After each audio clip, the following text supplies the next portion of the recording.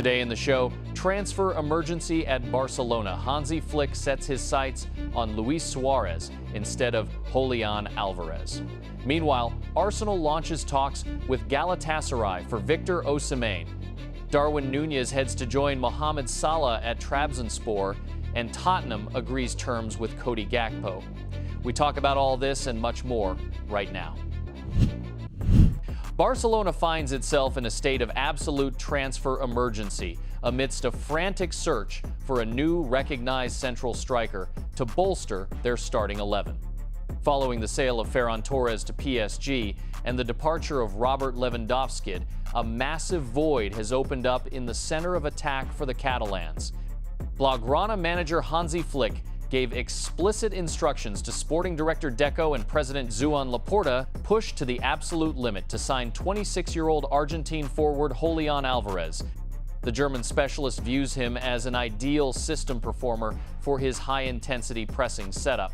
The Argentine has already returned to training with Madrid Atlético. A decisive meeting is scheduled for next week between the Madrid club's chief executive Miguel Ángel Gil-Marín and the footballer's entourage. However, the mattress maker's hierarchy has taken a defensive posture and flatly refuses to release their star to a direct title rival in the Spanish Championship. In the event of a total breakdown in prolonged negotiations for Álvarez, Barcelona has already prepared a contingency plan, displaying serious interest in signing 28-year-old Colombian central striker Luis Javier Suárez from Portuguese side Sporting. Yes, you heard that right. Barcelona is once again examining the signature of Luis Suarez, except this time it is not the legendary Uruguayan, but his Colombian namesake, who delivered a powerhouse season, scoring over 30 goals across all competitions after the Lisbon side bought him from Almeria for 25 million euros as a replacement for Victor Gyökeres. Flick himself has already approved this transfer, and supporters are holding their breath ahead of a potential deja vu, where a forward bearing an iconic surname could once again spearhead the Catalan attack. However, an immovable wall has appeared in the Blaugrana's path. Having lost Gyökeres a year earlier, Sporting faces the threat of a complete collapse of their forward line ahead of the Champions League if they release his successor late in the window. That is precisely why the Lisbon bosses have locked down the transfer and refused to enter any negotiations. The sole way to pry the Colombian away before the market shuts is to activate his full release clause of 80 million euros in a single lump sum. Consequently, if Atlético definitively blocks a move for Álvarez, Barcelona's frantic chase for a quality central striker will turn these 2 weeks into a true thriller. Everyone in the market recognizes that the Catalans are cornered and urgently seeking a forward, so rival clubs will attempt to capitalize on this at the first opportunity. Yet Joan Laporta is likewise famous for driving hard bargains down to the last cent, extracting discounts even where it appears impossible. Italian side Como under Cesc Fabregas has submitted an official query regarding 23-year-old English Chelsea forward Liam Delap. The Londoners stand ready to release the striker in the final 2 weeks of the transfer window. After negotiations for Moise Kean from Fiorentina hit a dead end, Delap surged to the top of the Italian club's shortlist. Thanks to the successfully closed transfer of Trevoh Chalobah for 30 million euros, a strong partnership was forged between the bosses of Como and Chelsea, which could significantly accelerate the negotiation process. Purchased in the summer of 2025 from Ipswich for £30 million sterling, the forward endured a tough campaign at Stamford Bridge, scoring just 2 goals in 41 matches, mostly entering as a substitute. The Londoners' initial valuation of over £50 million for an outright sale scared off Everton, but Como expects to agree a loan fee paired with an option or mandatory purchase clause at the end of the season. Milan is executing a massive and uncompromised squad overhaul under head coach Ruben Amorim, who organized a radical dressing room purge following the preseason tour. After a 0-3 defeat against Chelsea, the Portuguese manager alongside club owner Jerry Cardinale signed off on a player blacklist. dropping several first-team performers from the squad and placing them on the transfer list. The biggest surprise proved to be the exclusion of 28-year-old French forward Christopher Nkunku. Acquired a year ago from Chelsea for €37 million plus €5 million in performance add-ons, the forward registered 8 goals and 3 assists in 35 matches. The Rossoneri have already informed the player's representatives of their readiness to sell him for €30 million or consider a loan with an option or obligation to buy, with the Frenchman already attracting interest from Italian Serie A and English Premier League clubs, notably Manchester United. Alongside Nkunku, 28-year-old English central defender Fikayo Tomori, who gave the club 5 years and featured in 214 matches, alongside midfielder Youssouf Fofana were added to the exit list. Rebuilding the backline for incoming recruits, Milan expects to collect full financial compensation for Tomori from English Championship suitors. The Portuguese specialist displays remarkable system consistency and an uncompromising authoritarian management style. If a player fails to fit his 3-4-2-1 pressing model or falls out of disciplinary boundaries, they leave the project instantly, precisely how Amorim removed Rashford from Manchester United, shipping him out on loan to Barcelona, where Marcus delivered a brilliant season. It will be fascinating to watch how Milan performs under Ruben Amorim.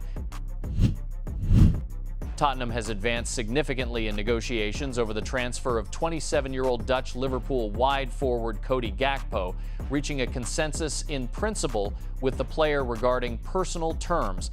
Tottenham head coach Roberto De Zerbi personally insists on signing the Dutchman, viewing him as a priority attacking reinforcement in the event of Richarlison's potential departure. Spurs have already submitted an official request to the Merseyside club, and both parties are preparing for the final stage of bargaining.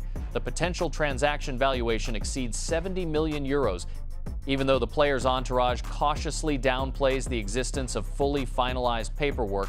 Mutual optimism reigns in talks, as the player gave a clear green light to join the London side. This transfer serves as a crucial link in a major European chain reaction spinning around PSG. The Parisians are buying out Mika Götze from Ajax, which opens the door for Bradley Barcola to sign for Liverpool. Because Barcola's arrival creates direct competition and reduces pitch time for Gakpo on the left flank, the Dutchman favors De Zerbi's project, where he is guaranteed a leading role in the forward line. The Merseysiders stand ready to hear Spurs' final bid to lock in a substantial profit and immediately redirect the funds to wrap up their deal with the Parisians. Arsenal has initiated direct contact with Galatasaray regarding Victor Osimhen, and this story has already produced a loud conclusion along another avenue, Gabriel Martinelli. Mikel Arteta's primary target for the central striker role was Julián Álvarez, but the Argentine set his own priority, Barcelona. Atlético does not plan to sell the player, and the Londoners held zero active talks with the Madrid side. Consequently, attention instantly shifted to the Turkish market. Contact did not originate directly through Osimhen. Galatasaray offered €45 million for Martinelli, but the Brazilian's entourage reported that the forward confirmed his rejection, as moving to Istanbul at this stage of his career was never viewed as a realistic option, and no movement with Turkish clubs is expected in the near future. It was against the backdrop of this breakdown that the Londoners raised the issue of Osimhen's availability. The Nigerian's financial backstory explains the Turks' unyielding stance. Last year, Galatasaray bought out the 27-year-old forward from Napoli for €75 million plus a 10% sell-on profit clause applicable across 2 years. That exact clause dictates a floor price no lower than 80 to 90 million. Vice President Abdullah Kavukcu stated he would not sell the striker even for 150 million, though the final word rests with President Dursun Özbek. Meanwhile, Osimhen made his personal position clear long ago. Back in 2023, he stated, "Of course, I'm working so hard to make sure that I achieve my dream in playing, of course, in the Premier League someday." Following the breakdown over Martinelli, Galatasaray turned back to Rafael Leão, but Milan holds a price floor no lower than 50 million, meaning several rounds of negotiations still lie ahead. For now, discussions continue between representatives of Arsenal and Galatasaray without concrete bids on the table. Turkish side Trabzonspor has reached a verbal agreement with 27-year-old Uruguayan Al-Hilal central striker Darwin Núñez, and the clubs are currently in active bargaining over the transaction structure.